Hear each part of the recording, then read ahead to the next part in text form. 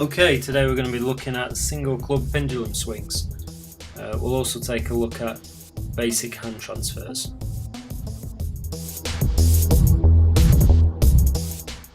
Throughout these movements, try and imagine a connection between the centre of your body and the club. I'm starting this movement by opening up my right hip, then letting the club just swing from side to side. It starts to generate more momentum with the club, and it will start to lift higher and higher. If you notice, the movement doesn't actually come from my arm, it's driven by my core. As I swing, my arm's extended but not rigid. The club should peak level with my left and right shoulder. Now just let the weight of the club generate the movement in the opposing swing. As you can see, I'm trying to keep it in line with my centre as I turn, and as I reduce my body movement, the momentum of the club should also reduce and eventually stop. So as always, what you practice on one side, practice on the opposite. Another thing to note, I'm actually tilting my hip on opposing sides to enable the swing. It's not just simply a hip rotation. I'm holding with a saber grip, which is gripping with the little finger and ring finger. The index finger and middle finger are looser to give control of the club. Also, if you move your arms in parallel, you might find this gives you better alignment. Okay, so there's a couple of common mistakes. The first is trying to lift the club only using your arm. If you're going to do this type of isolated training, you might as well just use dumbbells.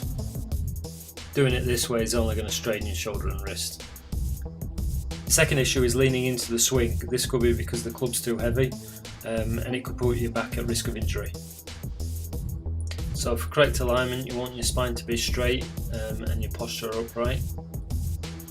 And you want to maintain your stability as it swings from side to side.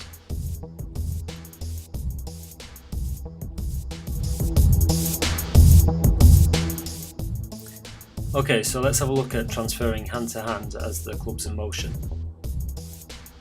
Try to get a feel for the movement, and there should be a point in the swing where the club reaches its height and feels momentarily weightless. It's at this point the club can be transferred to the other hand by giving it a slight push and passing it over. Also, just before, I try and make a connection with the other hand on the upswing. This is for control and safety reasons, so the club doesn't go flying off and hit something or someone. So here's a clip in slow motion and close up.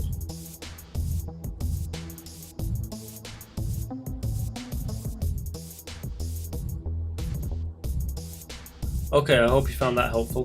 The next club video I'll be doing will probably be on full circles.